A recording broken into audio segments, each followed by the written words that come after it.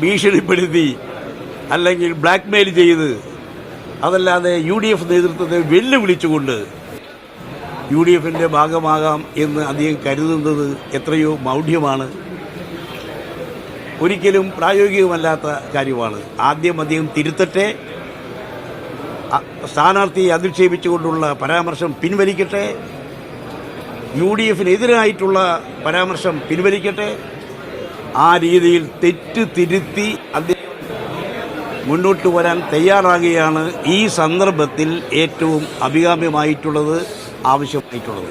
CPM സംസ്ഥാന secretary പറഞ്ഞതെന്ന് പറഞ്ഞാൽ കഴിഞ്ഞ തവണ നിലമ്പൂരിലെ സ്ഥാനാർത്ഥിയെ തോൽപ്പിക്കാനായിട്ട് മുന്നിട്ടിറങ്ങിയ ആളെ ഇപ്പോൾ സ്ഥാനാർത്ഥിയായിരിക്കുന്നു. അവിടെ തമ്മിലടി തുടങ്ങിക്കഴിഞ്ഞ് തോൽവി ഉറപ്പിച്ചിട്ടുള്ള ഒരു നീക്കങ്ങളാണ് നടന്നുകൊണ്ടിരിക്കുന്നത്. അതായത് ഞാനൊരു കാര്യം പറയട്ടെ, കോൺഗ്രസിനെ സംബന്ധിച്ചിടത്തോളം UDFിനെ സംബന്ധിച്ചിടത്തോളം ഒറ്റക്കെട്ടാണ്, ഒരേ മനസ്സാണ്,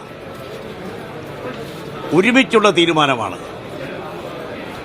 പിന്നെ കോൺഗ്രസിനകത്ത് പ്രശ്നങ്ങളുണ്ട് എന്നുള്ളത് CPM സെക്രട്ടറി അദ്ദേഹം അത് കണ്ട് മനപ്പായസം ഉണ്ണേണ്ട, ആ തരത്തിലുള്ള ഒരു ധാരണയുമായി മുന്നോട്ട് പോയി. ഇപ്പോൾ തന്നെ പരാജയത്തിൻ്റെ വക്കിലെത്തി നിൽക്കുന്ന അവർ കനത്ത പരാജയത്തിലേക്ക് നീങ്ങുന്ന സാഹചര്യം ഉണ്ടാകാതിരിക്കുന്നതാണ് നല്ലത്. തീർച്ചയായും ഈ തെരഞ്ഞെടുപ്പ് ഫലം അവർക്ക് കൃത്യമായിട്ടറിയാം. LDF ഈ തെരഞ്ഞെടുപ്പിൽ വിജയിക്കില്ല.